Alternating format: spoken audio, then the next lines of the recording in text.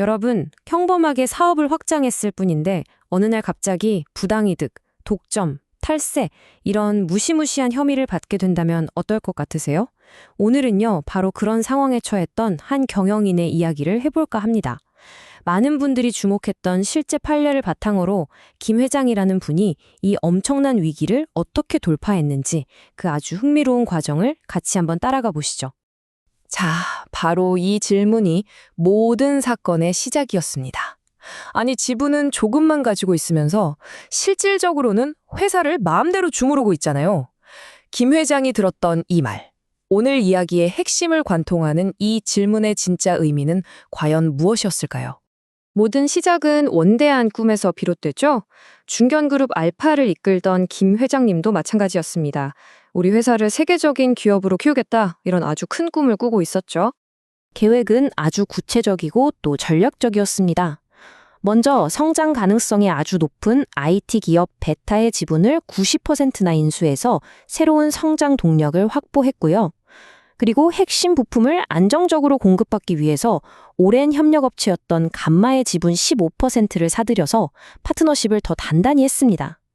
마지막으로 해외 시장을 뚫기 위해 특수 목적법인, 우리가 흔히 SPC라고 부르죠, 이걸 설립해서 글로벌 무역의 발판을 딱 마련한 겁니다.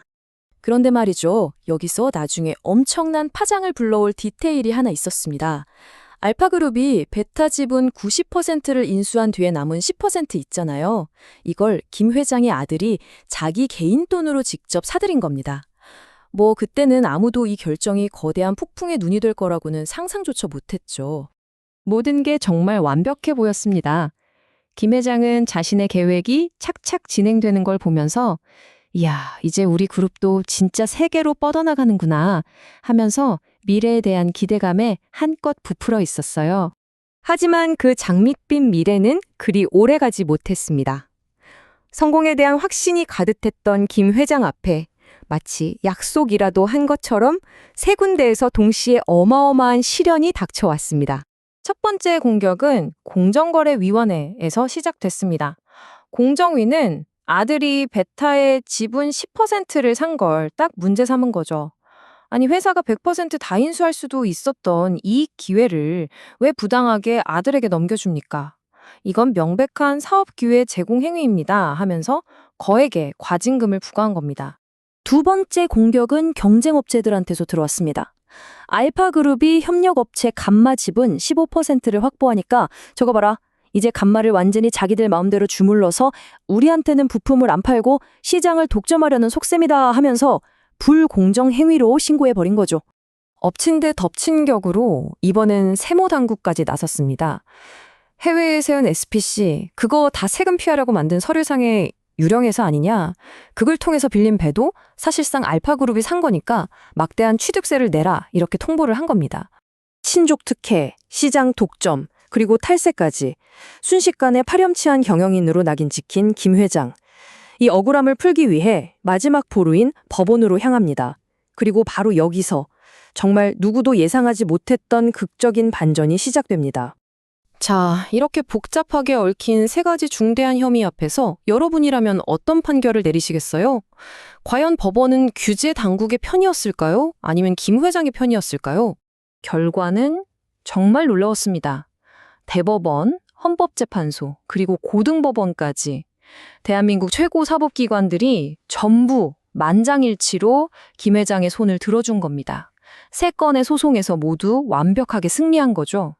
아니, 어떻게 이런 압도적인 승리가 가능했을까요? 지금부터가 진짜 핵심입니다.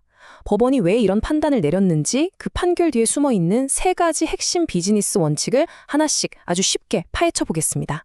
자, 첫 번째 원칙은 사업기회 제공에 대한 법원의 시각입니다. 이 법의 취지는 사실 간단해요.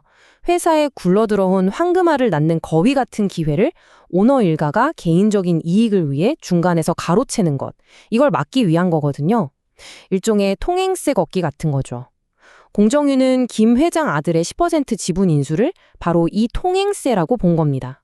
하지만 대법원의 생각은 달랐습니다. 바로 이 슬라이드가 그 핵심인데요. 대법원은 회사가 100% 지분을 인수하지 않은 것 자체를 문제 삼을 수는 없다고 봤어요. 왜냐하면 투자 위험을 분산시킨다거나 다른 데 써야 할 자금을 아끼는 것처럼 합리적인 경영상의 판단이 있을 수 있다는 거죠. 그냥 회사가 포기한 기회를 아들이 잡았다는 그 결과만 보고 무조건 불법이라고 할 수는 없다고 명확하게 선을 그은 겁니다. 이건 기업의 전략적 자율성을 인정한 아주 중요한 판결이었어요. 두 번째 원칙의 핵심 키워드, 바로 실질적 지배력입니다. 이건 법이 서류에 적힌 숫자, 그 너머를 본다는 아주 흥미로운 개념이에요. 단순히 지분율이 몇 %냐, 이게 중요한 게 아니라 그래서 실제로 누가 그 회사의 중요한 결정을 좌지우지하는가, 이걸 따지는 거죠. 예를 들어 지분은 10%밖에 없어도 CEO 임명권이나 핵심 사업에 대한 거부권을 갖고 있다면 그건 실질적 지배력이 있다고 볼 수 있는 겁니다. 그리고 바로 이 실질적 지배력이라는 관점이 두 번째 사건을 완벽하게 설명해 줍니다. 헌법재판소는 알파그룹이 감마의 지분 15%를 가졌다는 사실만으로는 감마의 이사회를 장악하거나 경영에 마음대로 간섭할 만한 실질적 지배력이 생겼다고 보기는 어렵다고 판단한 거죠. 안정적인 공급망을 확보하기 위한 전략적인 파트너십과 시장을 독점하기 위한 지배력 행사는 완전히 다른 차원의 문제라고 본 겁니다. 자, 마지막 세 번째 원칙은 세금 문제의 핵심, 경제적 실질입니다. 이 원칙은 전 세계 과세 당국이 정말 중요하게 보는 기준 중 하나인데요. 사업 활동은 하나도 없이 서류로만 존재하는 유령 회사를 이용해서 세금을 회피하는 걸 막기 위한 겁니다. 법원은 단순히 회사가 어디에 등록되어 있느냐가 아니라 이 회사가 실제로 돈을 벌고 쓰고 살아있는 경제 활동을 하고 있나? 이 본질적인 질문을 던지는 거죠. 법원은 김 회장이 세운 해외 SPC를 아주 꼼꼼하게 들여다봤습니다. 그 결과 그 SPC가 독립된 은행 계좌를 가지고 있었고 자체적으로 회계 장부를 작성했으며 실제 선박 임대 계약의 주체로 활동했다는 점을 확인했죠. 한마디로 세금 피하려고 만든 껍데기가 아니라 명백한 경제적 실질을 갖춘 합법적인 법인이라고 인정한 겁니다. 그러니 과세는 부당하다고 판결한 것이죠. 자, 김 회장님의 이 기적 같은 3전 전승 이야기. 여기서 우리가 얻어야 할 교훈은 뭘까요? 이 사건은 모든 경영자 그리고 투자자분들에게 아주 중요한 실전 가이드를 제공합니다. 법정에서 배운 3가지 생존 전략, 지금부터 딱 정리해 드릴게요. 핵심은 딱 이 3가지입니다. 첫째, 모든 중요한 경영 판단의 이유는 이사회 의사록 같은 공식 문서로 반드시 남겨두세요. 나중에 여러분을 지켜줄 가장 강력한 방패가 될 겁니다. 둘째, 지분 투자를 할 때 실질적 지배력을 행사하는 걸로 오해받을 만한 무리한 계약 조항은 피해야 합니다. 마지막으로 해외에 법인을 세울 때는 반드시 독립된 계좌, 장부, 인력 같은 경제적 실질을 갖춰야 한다는 거 잊지 마세요. 오늘 우리가 살펴본 이 실제 사례는 단순히 한 경영인의 성공 스토리가 아닙니다. 우리 모두에게 이런 질문을 던지고 있죠. 만약 여러분의 사업 방식과 경영 결정들이 오늘 당장 법의 심판대에 오른다면 그 모든 과정을 투명하게 설명하고 그 정당성을 자신 있게 변호할 수 있으신가요? 한 번쯤 진지하게 생각해 볼 문제입니다.